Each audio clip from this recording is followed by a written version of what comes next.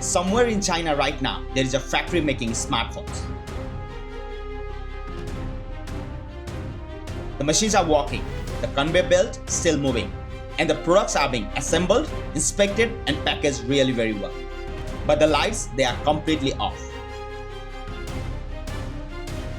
Not because of power cut or an emergency, but because there is literally nobody inside. And the most interesting part, the factory doesn't need any light either. Inside this factory, no human being has set foot on the production floor since months. Xiaomi built one of these in 2024. 84,000 square meter, the size of 11 football fields, operating 24 hours a day, 7 days a week, and absolutely zero workers. And the craziest thing, it produces one smartphone every single second.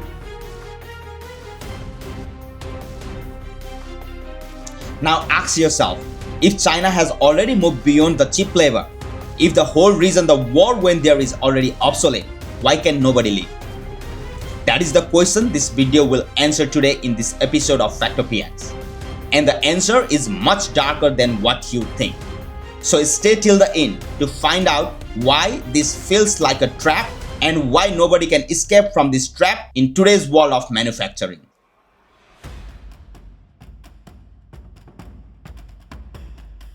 To understand the trap, you have to understand how the door opened. 1978. China.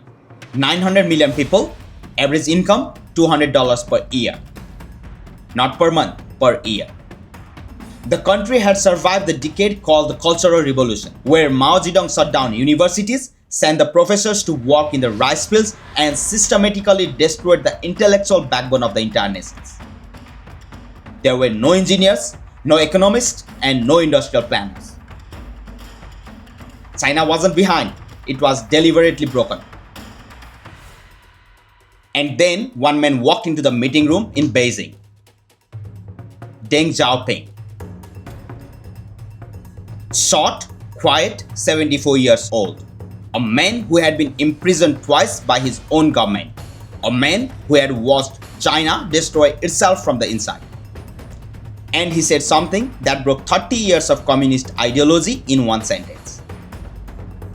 It doesn't matter whether a cat is black or white, as long as it catches mice.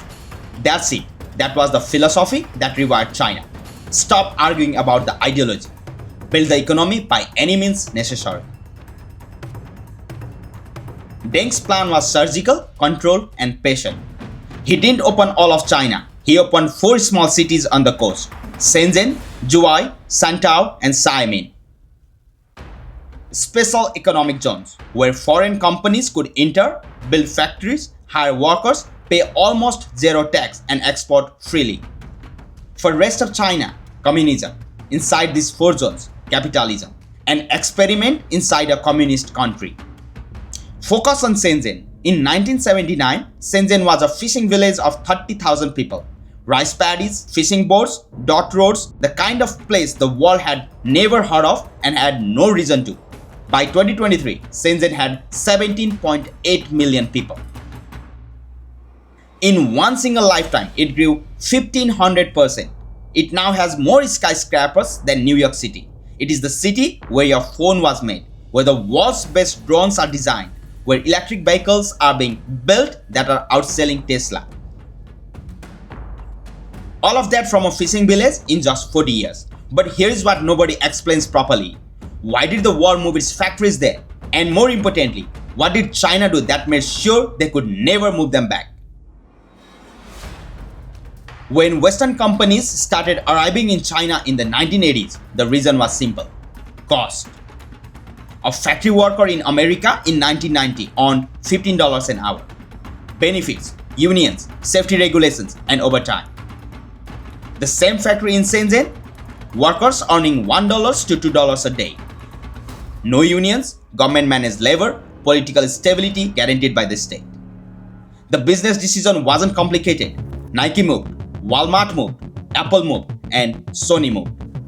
But here is the detail that changes everything. It wasn't just about cheap labor. Every other low-wage country offered cheap labor. Bangladesh, Vietnam, Indonesia, they all had it. But what made China different from all of these countries is what economists call it the supply chain cluster. Here is what that means in real life. When Apple builds an iPhone, the glass is made in one Chinese city, while the aluminum case, the battery cells, the camera sensors, the circuit boards, and the final assembly in another city within the same country. And here is the most interesting part. All of these cities within few hundred kilometers of each other, connected by roads, China built, shipped through ports, China built, and staffed with engineers, China trained. Now here is the trap. If Apple tries to move to India or Vietnam, they don't just need a new factory. They need to rebuild that entire ecosystem from zero. New suppliers, new logistics, new ports, new engineers, new quality systems, and new relationships. And analysts say fully rebuilding Apple outside China would take multiple decades and cost hundreds of billions of dollars. And that's not an easy job. Apple has tried.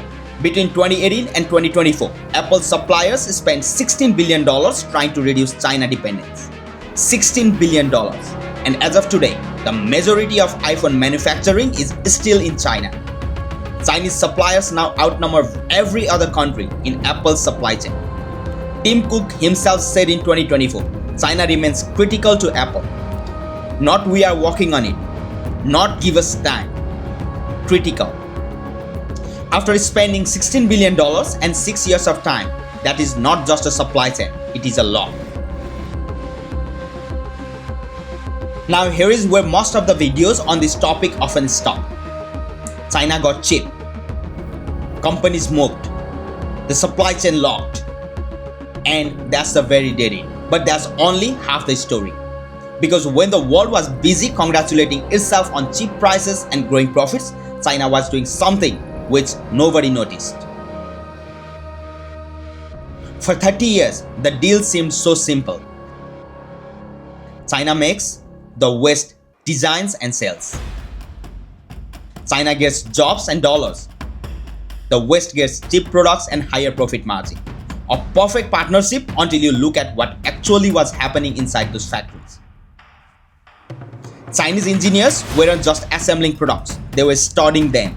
Every iPhone that passed through Foxconn, every Nike shoe through a Guangdong factory, every semiconductor that Taiwanese companies assembled in Chinese plant, Chinese engineers watched, took notes, understood. Not just how to make the product, but why it worked, what made it valuable, and how to make it more better. By 2010, China was producing more engineering graduates per year than any other country on earth, not slightly more. And in 2015, Beijing dropped the mask completely. They launched Made in China 2025. The full video about Made in China 2025 is already uploaded in our YouTube channel. If you haven't watched it, the link is in the description below.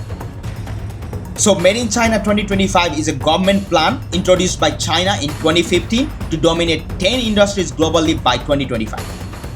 So with this plan, China decided to declare itself as a competitor from just a factory worker. And the results are not theoretical. Electric vehicles. BYD has overtaken Tesla as the world's best-selling EV brand. Semiconductors. China's state chip investment hit $150 billion by 2024. That's 3 times what America put into its entire CHIPS Act.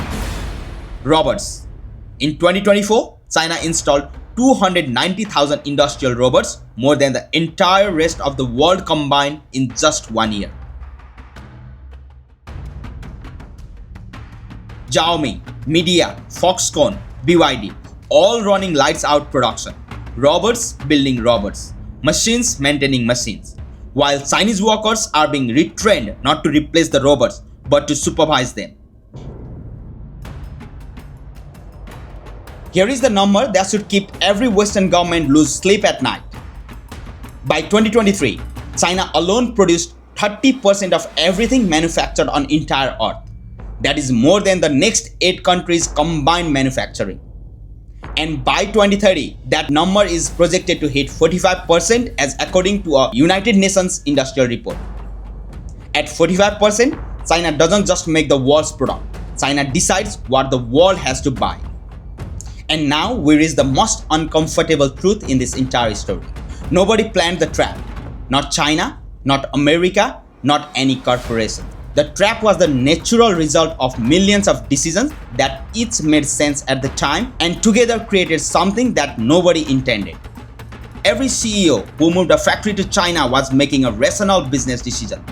Lower costs, higher profits, and shareholder returns. Every government that encouraged free trade with China was following economic theory: competitive advantage, specialization, efficiency. Every consumer who bought the cheaper product was doing exactly what consumers do. Nobody sat in a room and said, let's make the world completely dependent on one country. It just happened, incentive by incentive, quarter by quarter, and decade by decade. The closest parallel in history is oil. In the 1950s and 60s, the Western countries moved to the Middle East. The oil was cheap. The profits were extraordinary. Nobody worried about dependency. Until 1973, when OPEC turned off the tap and the world realized it had handed control of its economy to a small group of countries it had never bothered to understand. China's manufacturing is the new oil, except it's more worse. Because oil, you can replace it with something else. But the entire supply chain China created taking 40 years, it's impossible to replace with anything.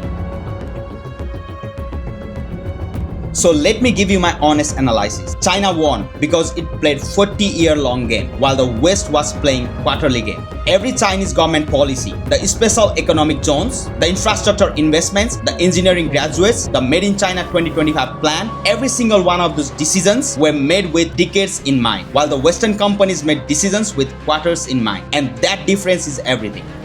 And here is what comes next and why it matters even more than the past. The world is now trying to decouple from China. America's CHIPS Act, the EU's industrial strategy, India's Make in India, and companies shifting to Vietnam. And some of it is working slowly, partially, incompletely. But here is the fundamental problem. China is not standing still waiting to be decoupled from. While the world tries to rebuild supply chains that takes decades, China is already building the next generation of manufacturing. The one where cheap labor is irrelevant. The one where robots never get tired. The one where a factory in complete darkness produces a smartphone every second. The fishing village that became the world's factory is now becoming something that the world has no word for yet. Not just a factory, but a platform. The infrastructure through which the entire physical world is now designed, produced, and distributed. And the question the world's government are desperately trying to answer is whether that platform can ever be shut down. We don't have that answer now, but I promise you the next video in this series will get as close to it as anyone has. If you haven't subscribed, subscribe now. You won't want it to miss. If this changed how you see the Made in China level, drop a comment below. After watching this, do you think the world can actually escape China's factory, or is it too late? Drop it down in the comment. Thank you so much for watching. We'll see you in the next video.